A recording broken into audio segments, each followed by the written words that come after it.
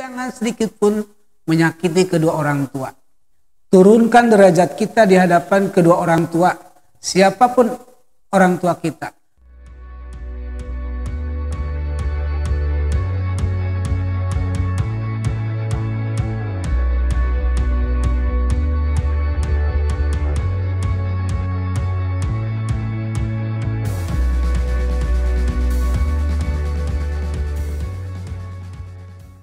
Assalamualaikum warahmatullahi wabarakatuh. Anak-anakku sekalian, kita bertemu lagi di NPS Channel dengan Bapak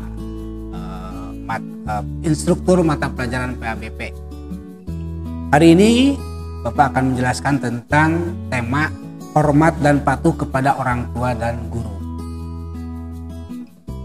Hormat dan patuh taat kepada orang tua.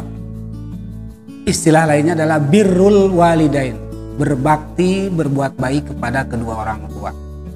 Semua anak, siapapun dia, wajib untuk menghormati, mematuhi semua nasihat orang tuanya selama orang tuanya memerintahkan atau tidak memerintahkan kepada kemaksiatan atau kemusyrikan.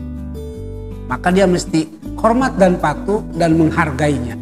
Siapapun orang tuanya, bagaimanapun status kedudukan orang tua, ataupun bahkan berbeda agama sekalipun. Ketika itu kebaikan, maka kita mesti taat dan patuh. Allah berfirman dalam surat An-Nisa ayat 36, wa'budullaha wa la tusyriku bihi syai'an wa bil walidaini ihsanan. Al-ayat. Menyembahlah, beribadahlah kalian kepada Allah, wala tusyriku bihi syai'an, dan jangan sedikit pun engkau menyekutukan, menduakan Allah. Wabil walidaini ihsanan, dan kepada kedua orang tua ihsanan, berbuat baiklah. Ayat Quran ini menegaskan bahwa kedudukan berbuat baik kepada kedua orang tua, patuh dan taat kepada orang tua disejajarkan ataupun diruntutkan dengan beribadah kepada Allah dan tidak boleh menyekutukan Allah. Ini saking pentingnya. Karena tidak ada seorang manusia pun yang lahir ke alam dunia tanpa kedua orang tua.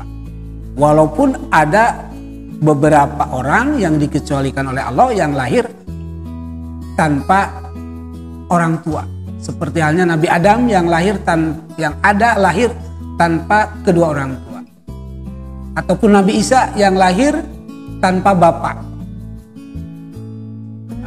Pada umumnya semua manusia lahir sababiahnya ada orang tua, ada ibu, ada bapak. Hadis Nabi Muhammad SAW pernah mengatakan, dia celaka, dia celaka, dia celaka. Lalu Rasul ditanya, siapakah ya Rasulullah yang celaka? Rasul menjawab, barang siapa yang mendapati kedua orang tuanya dalam usia lanjut atau salah satu di antara keduanya masih hidup dan dalam usia lanjut, tetapi dia tidak masuk surga. Tidak masuk surga dengan berusaha berbakti kepadanya dengan sebaik-baiknya. Artinya orang yang berbakti kepada kedua orang tua dengan setulus hati, maka jaminannya adalah surga.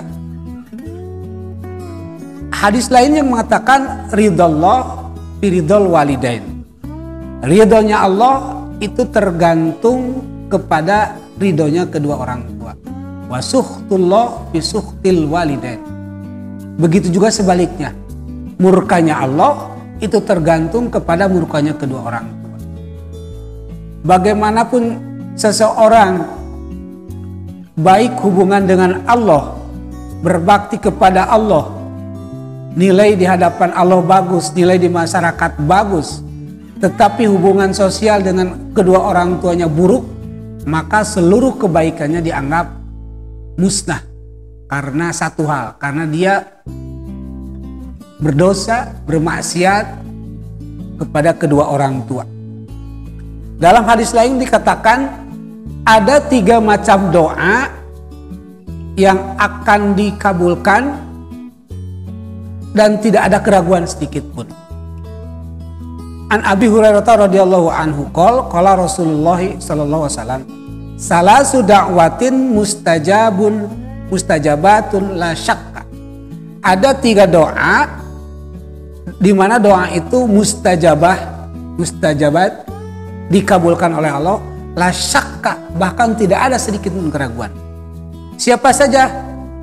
La syakka fihinna, siapa saja mereka yang termasuk doa yang dikabulkan oleh Allah bahkan tidak ada keraguan? Da'watul mazlum, doanya orang-orang yang dianiaya, yang dizolimi. Yang kedua, wa da'watul musafir, doanya orang-orang yang dalam perjalanan dengan niat kebaikan. Yang ketiga, wa da'watul walidi ala walidihi, doanya kedua orang tua atas anak-anaknya. Berkaitan dengan doa kedua orang tua atas anak-anaknya, ini termasuk salah satu di antara doa yang mustajabat, doa yang diijabah tanpa hijab sedikit pun. Berbakti kepada kedua orang tua merupakan pintu agar ridho kedua orang tua sampai kepada kita sehingga Allah pun ridho. Maka ketika orang tua ridho, maka Allah pun ridho, maka ijabah doa itu terbuka lebar untuk seorang anak yang soleh. Pertanyaannya, bagaimana berbakti kepada kedua orang tua yang sudah wafat? Kalau berbakti kepada orang tua yang masih ada, itu bisa misalnya. Tetapi bagaimana berbakti kepada orang tua yang sudah wafat, yang memang sudah tidak ada? Berbakti kepada orang tua yang sudah tidak ada, yang sudah wafat, pertama menyambung silaturahmi dengan kerabat, sahabat, orang tua dulu yang pernah dijalin oleh keduanya. Maka ketika kita menjalin silaturahmi, menyambung silaturahmi, meneruskan silaturahmi dengan sahabat, kerabat, orang tua yang dulu pernah dijalani, itu termasuk salah satu berbakti, berbuat baik kepada kedua orang tua. Yang kedua, berbakti kepada orang tua yang sudah tidak ada adalah melanjutkan cita-cita kedua orang tua yang belum tersampaikan, yang belum tersampaikan, yang belum diraihnya.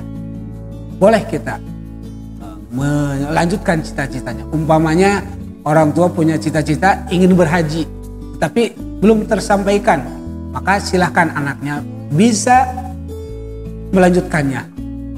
Yang ketiga, mendoakan kedua orang tua dan memohonkan ampun untuk kedua orang tua. Rasul mengajarkan bahwa banyak-banyaklah berdoa untuk kedua orang tua. Sebab salah satu ciri anak soleh itu adalah mendoakan kedua orang tua. Salah satu cirinya adalah mendoakan kedua orang tua. Ketika kita ditanya atau masyarakat ditanya dimanapun berada, apakah ada seorang pun yang mendoakan kedua orang tua kita? Kita survei, apakah ada orang yang mendoakan kedua orang tua kita?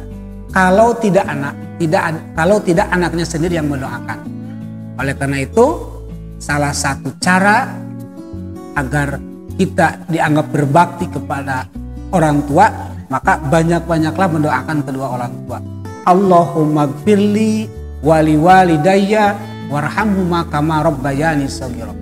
Ya Allah, ampunilah dosaku, ampunilah dosa kedua orang tuaku, warhamhuma, dan kasihanilah mereka ya Allah, sayangilah mereka ya Allah, kama rabbayani shaghira, seperti mereka menyayangiku semenjak kecil. Ada yang perlu kita perhatikan, bahwa orang tua dapat disimpulkan terbagi 3 bagian. Pertama, orang tua kandung, orang tua yang melahirkan kita, ibu dan bapak kita. Maka itulah orang tua atau kategori orang tua yang pertama. Yang kedua, orang tua yang dimana anaknya, anak perempuannya atau anak laki-lakinya dinikahi oleh kita. Maka itu pun termasuk orang tua yang mesti kita patuh, taat, berbakti kepadanya. Siapa? Mertua kita. Kedudukannya sama dengan orang tua kandung kita. Yang ketiga, yang termasuk orang tua yang kita wajib taat dan patuh berbakti kepadanya adalah guru kita. Guru yang mengajarkan ilmu kepada kita, guru yang mendidik kita, guru yang menggembleng kita, itu termasuk orang tua yang kita wajib patuh, taat, berbakti kepada mereka. Sehingga kita termasuk orang-orang yang Allah ridhoi. Sebanyak apapun kita memohon ampun kepada Allah, berdoa kepada Allah, ataupun beribadah kepada Allah, ketika kedua orang tua kita tidak ridho kepada kita, maka tidaklah ada artinya. Allah menitipkan dalam beberapa ayat Quran disebutkan bahwa Allah menitipkan apalagi kepada ibu, berbaktilah. Sebab ibu telah mengandung selama 9 bulan. Ibu telah menyusui dengan susah payah. Oleh karena itu, saya mengajak khususnya kepada diri pribadi, umumnya kepada kita semua, mari kita sama-sama berusaha untuk senantiasa jangan sedikit pun menyakiti kedua orang tua. Turunkan derajat kita di hadapan kedua orang tua, siapapun orang tua kita. Setinggi apapun, serendah apapun orang tua kita, maka kita mesti berada di bawah orang tua kita. Kita pelankan suara kita dan berusaha maksimal untuk agar orang tua kita selalu tersenyum, jangan sampai tahu masalah-masalah yang kita hadapi.